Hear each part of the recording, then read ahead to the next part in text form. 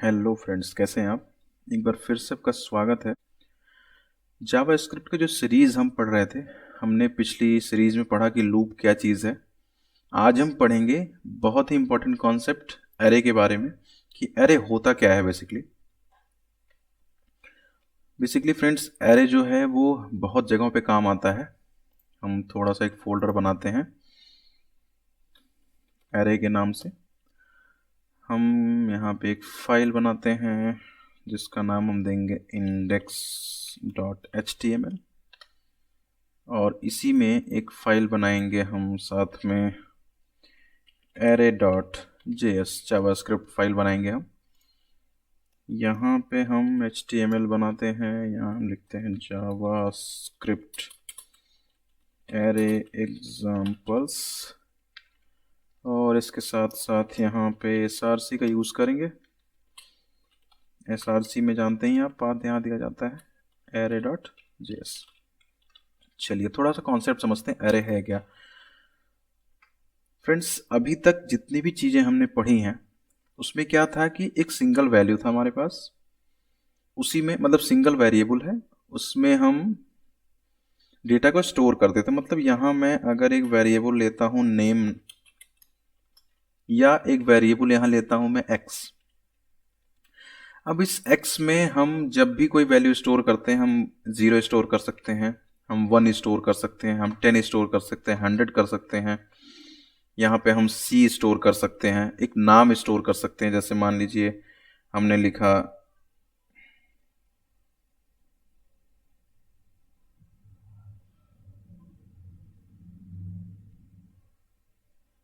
हम यहाँ एक नाम स्टोर कर सकते हैं, जैसे हमने लिखा है यहाँ दिनेश।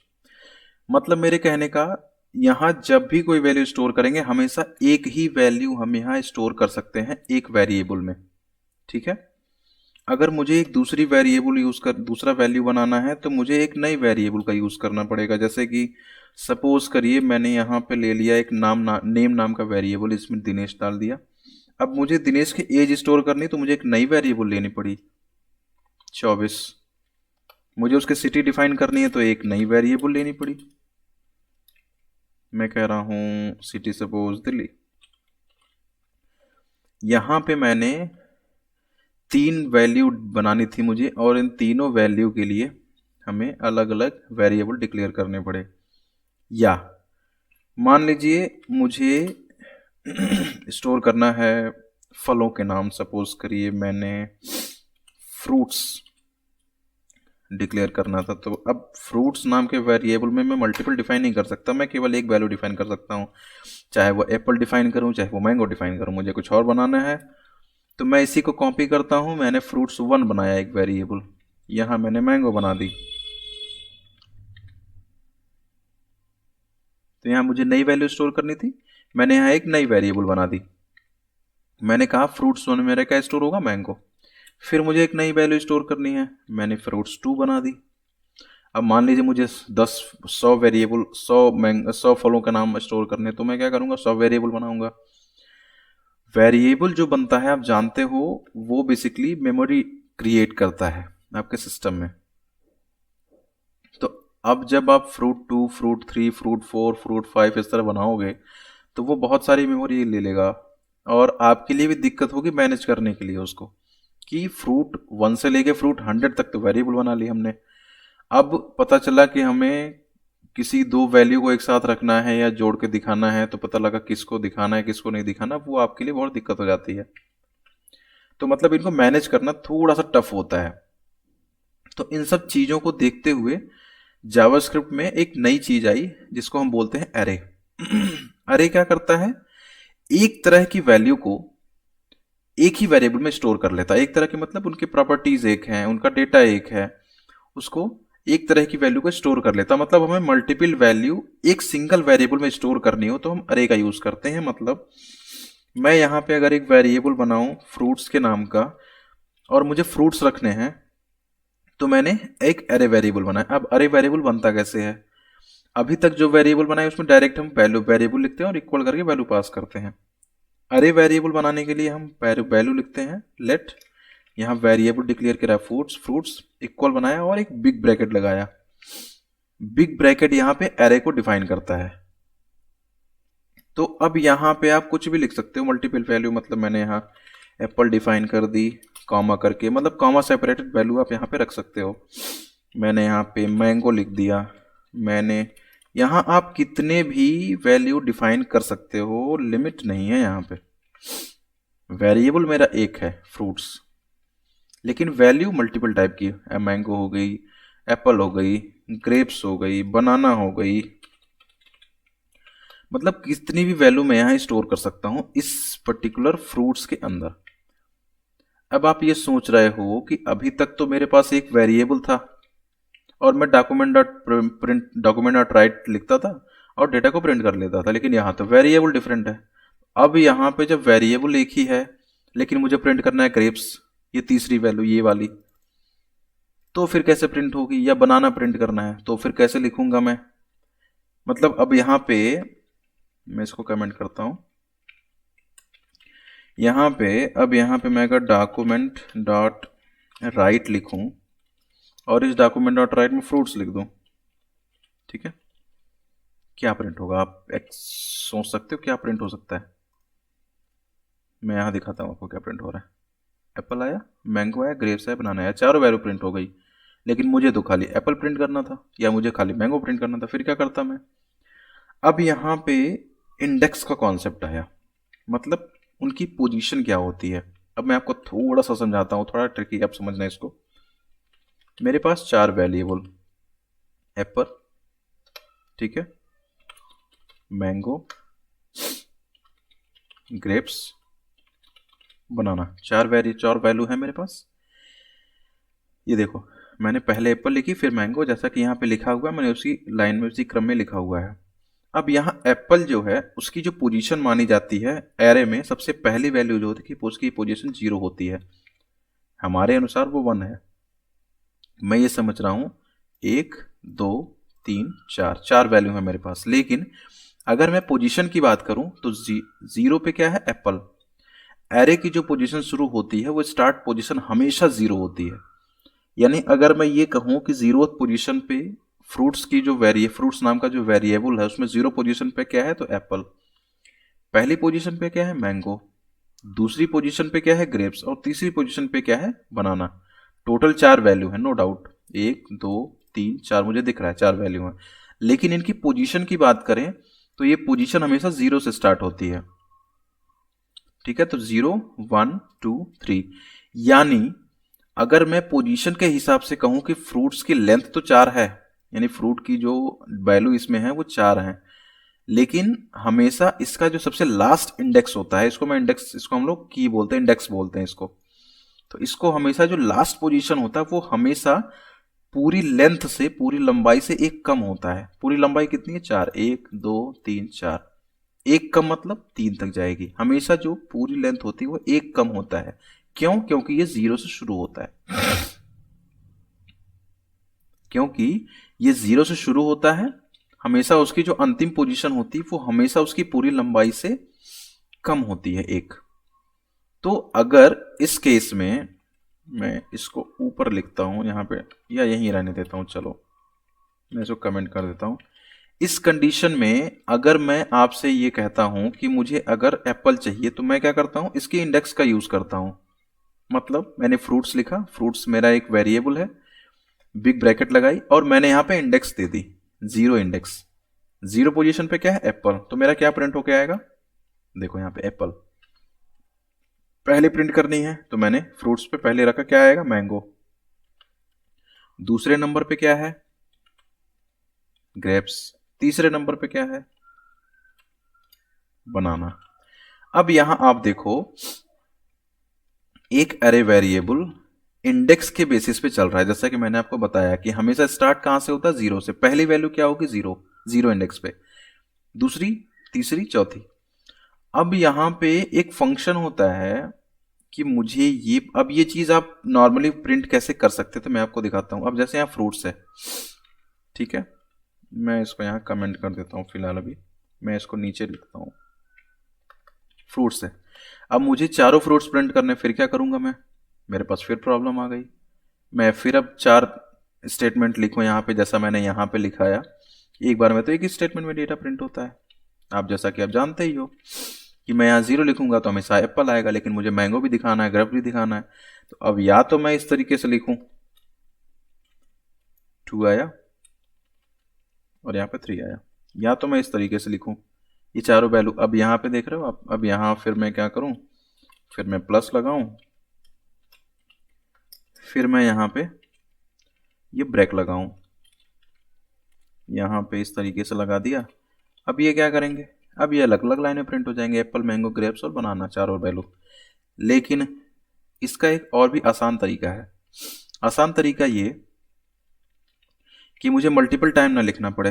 तो याद है हमने लास्ट में पढ़ा था लूप, पिछली क्लास में, पिछली वीडियो में हमने पढ़ा था लूप के बारे में। लूप क्या करता है, एक फिक्स पोजीशन है हमारी, उसको इटरेट करता है एक सिंगल पोजीशन को। तो अब हमारे पास पोजीशन क्या है, हम क्या प्रिंट कर रहे हैं, ये इंडेक्स।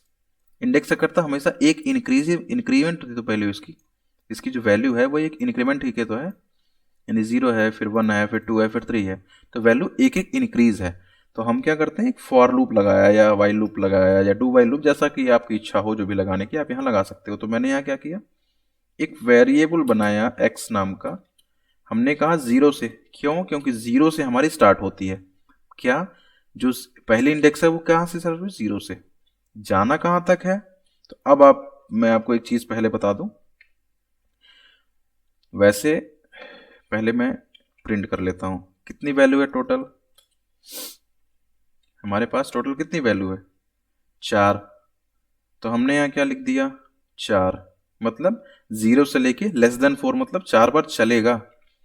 क्यों कि 0 से स्टार्ट हुआ है, लेस देन 4 मतलब 3 तक चलना, 0 से 3 मतलब 4 वैल्यू हो गई। सेमीकोलन लगाई, x को प्लस प्लस किया। हमने यहाँ क्या किया, एक स्टेटमेंट सिंपल लगाऊंगा मैं, सिंपल सा स्टेटमेंट, हमें वैल्यू प्रिंट करनी थी। फ्रूट्स लिखा हमने, इंडेक्स में हम x दे देंगे। ये क्या करेगा, हमने पढ़ाया था आपको, पिछली क्लास में देखा था हमने, x हमेशा एक इंक्रीमेंट करेगा। पहले क्या आएगी x की, 0, तो पहली वैल्यू प्रिंट हो जाएगी। फिर ये लूप कहाँ तक कब चलेगा, एक इंक्रीज होगा, मतलब 2 आएगा, सॉरी 1 आएगा।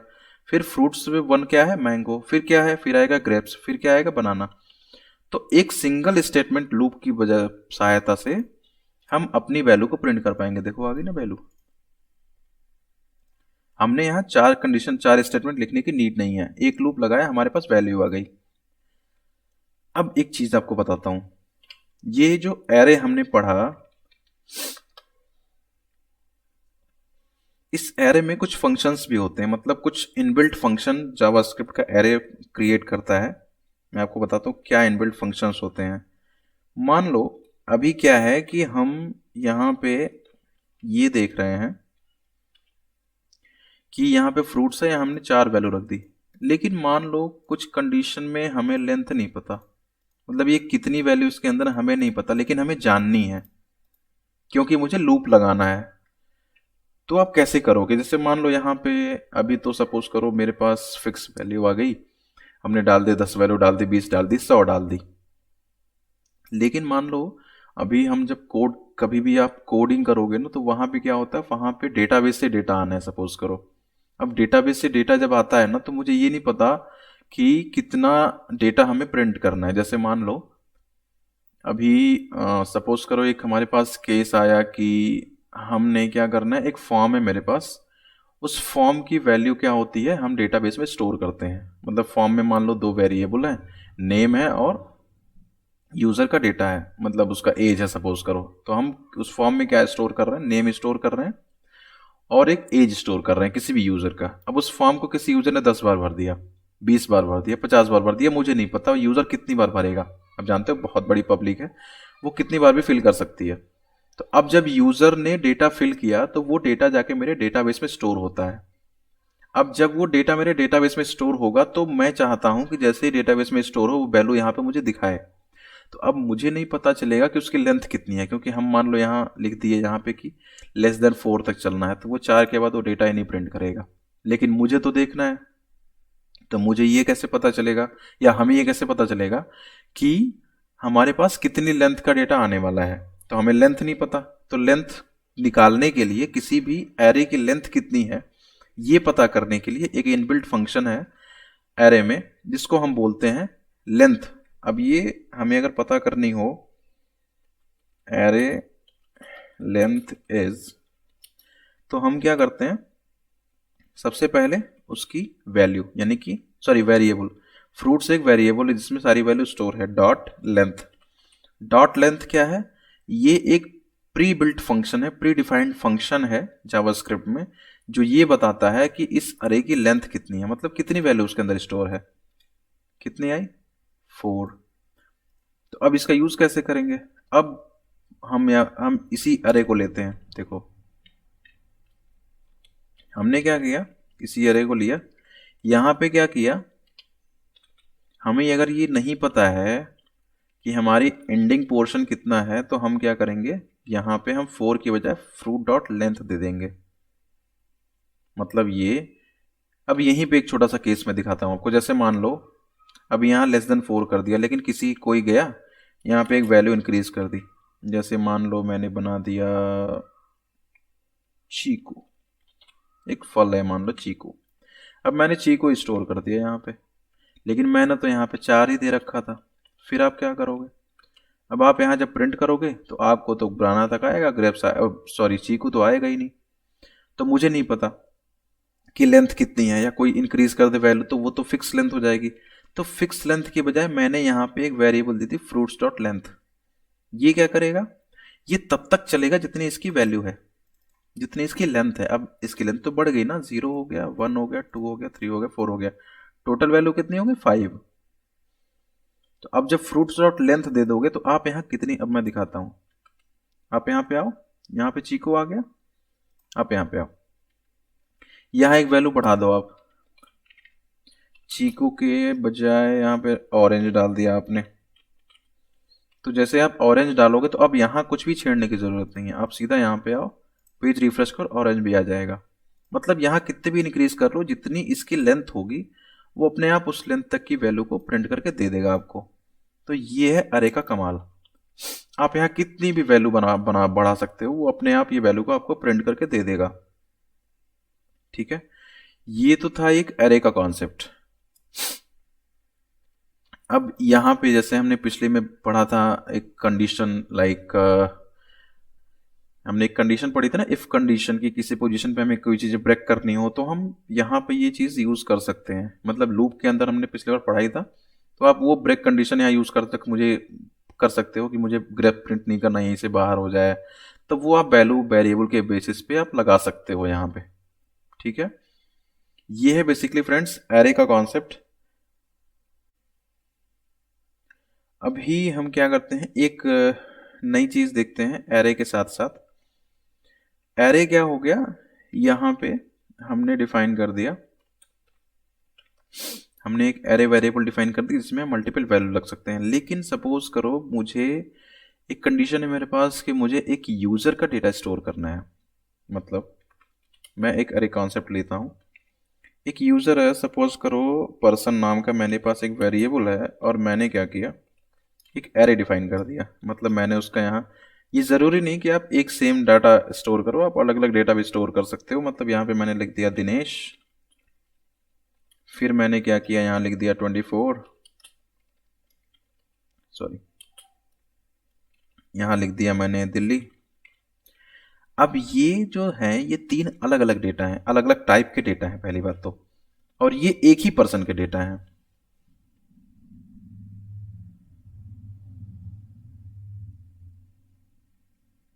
ये एक ही पर्सन के डेटा है। एक ही पर्सन का मतलब, एक पर्सन है दिनेश, एक पर्सन है जिसका नाम है दिनेश, एज है 24, और ये उसके सिटी का नाम है मान लो। अब यहाँ पे ये 3 अलग अलग डेटा हैं, ये हमें समझ में आ रहा है कि ये 3 अलग अलग डेटा हैं, लेकिन अगर आपको यूजर को दिखाना हो तो आपको तो नहीं पता कि किस पोजीशन पे एज आ जाएगी। मतलब ये कि मैं यहाँ अगर अभी प्रिंट करूँ, मान लो लूप की सहायता से प्रिंट करूँ, चलो मैं मान लिया मैंने x का वैल्यू दे दिया 0, x इज लेस देन मैंने कर दी पर्सन डॉट लेंथ तक जाएगा, और मैंने कह दिया कि x प्लस प्लस हो गया। फिर मैंने यहाँ पे लिख दिया, ऊपर की वैल्यू को प्रिंट कर लेता हूँ मैं,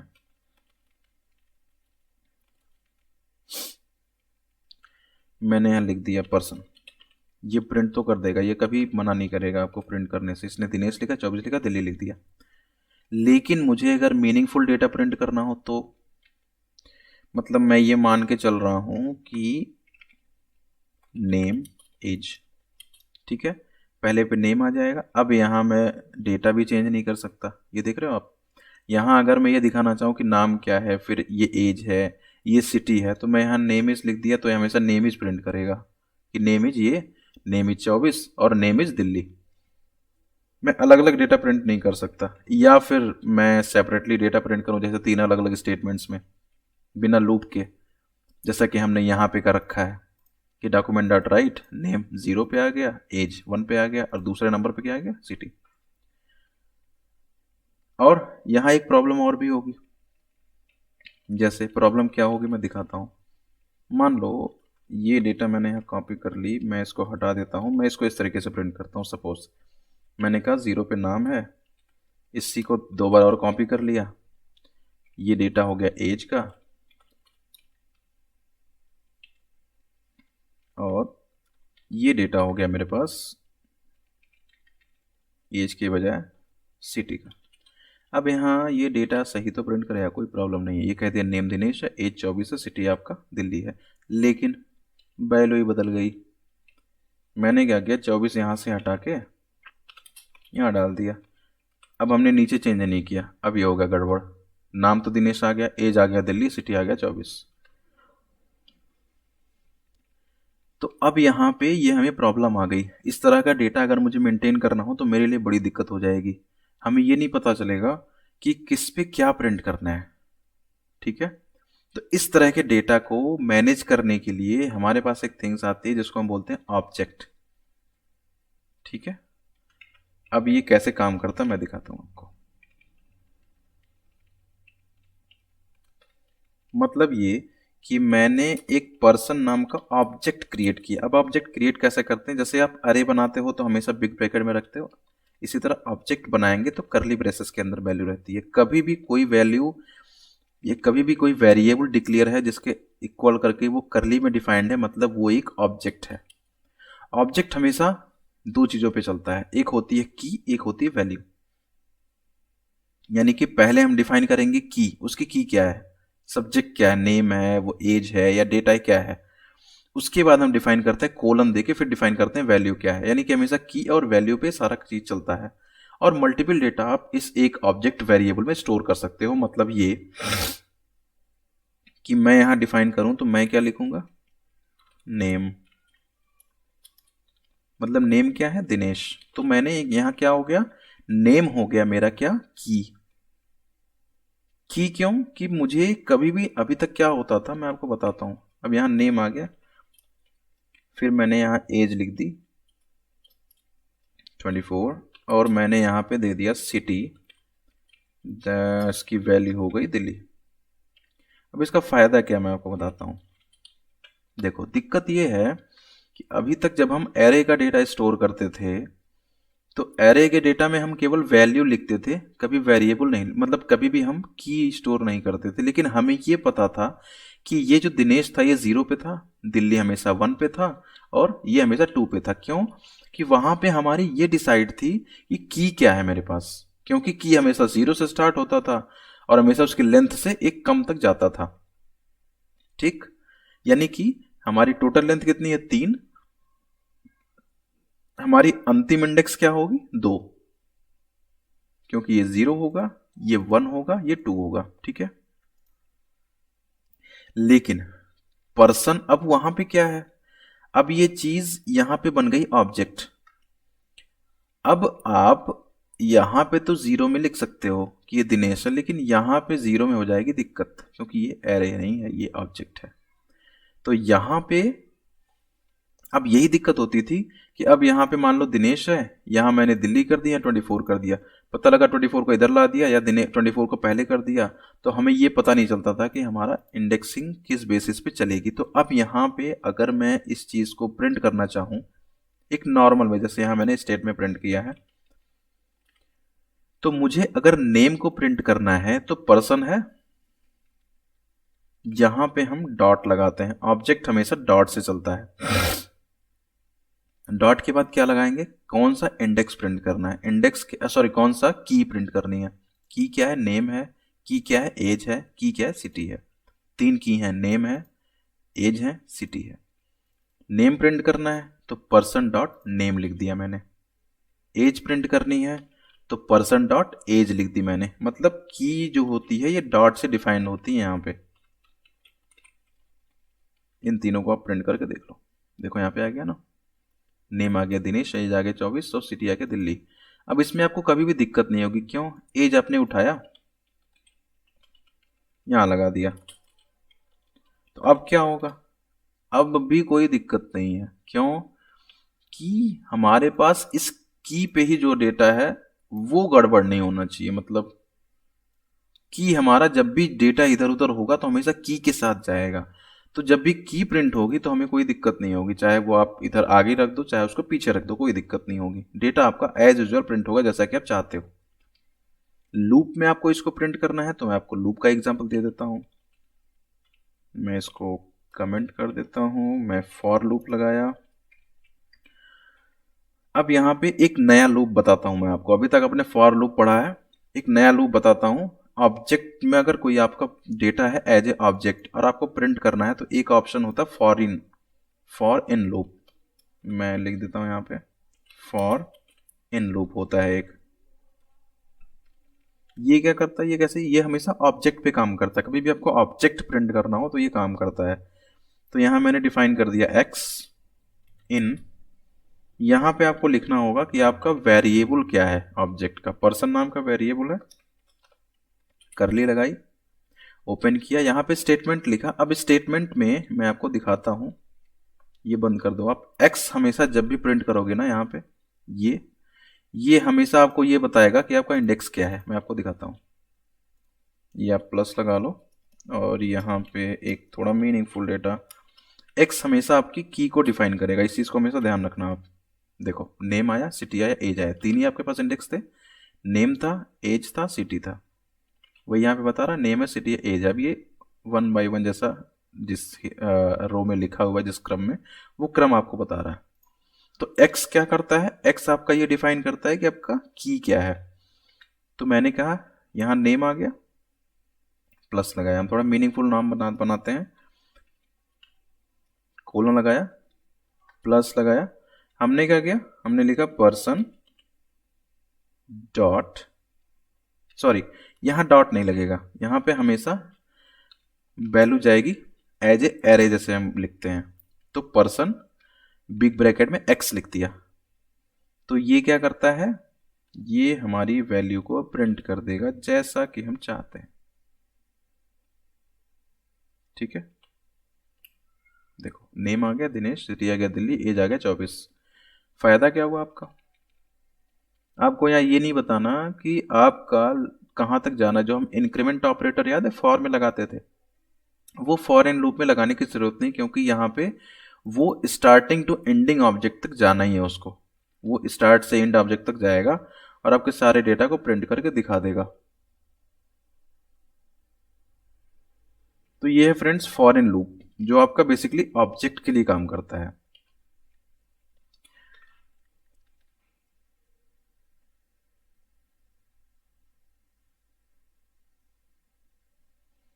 तो ये थी आपकी एरे की सीरीज, एरे की थिंग्स। ये आपको कैसी लगी, आपको कोई चीज़ समझ में ना आई हो तो आप इस वीडियो के कमेंट बॉक्स में मुझे लिख सकते हैं। मैं कोशिश करूंगा उसका जवाब देने के लिए, आपको उसका आंसर देने की कोशिश करूंगा। और फ्रेंड्स ये वीडियो जैसा कि आप जानते हैं बनाने में काफ़ी मेहनत लगती है, तो आप इस वीडियो को शेयर और सब्सक्राइब ज़रूर करें इस चैनल को, जिससे आपको आगे आने वाले जितने भी वीडियो हैं, जितने भी ट्यूटोरियल्स हैं, वो आपको आसानी से मिल सकें, आसानी से उपलब्ध हो सकें। तो फ्रेंड्स मिलते हैं नेक्स्ट सीरीज में। अगले हम जो पढ़ने वाले हैं वो है फंक्शंस, कि हम फंक्शन कैसे डिफाइन करते हैं और फंक्शन होते क्या हैं। तो काफ़ी सारे फंक्शंस हम पढ़ेंगे भी जो प्रीबिल्ट हैं, मतलब पहले से जावास्क्रिप्ट में हैं। और हम थोड़ा सा ये भी पढ़ेंगे कि हम अपनी तरफ से अगर कोई फंक्शन कस्टम बनाना चाहें तो कैसे बनाते हैं। तो ये हम अगले वीडियो में पढ़ेंगे।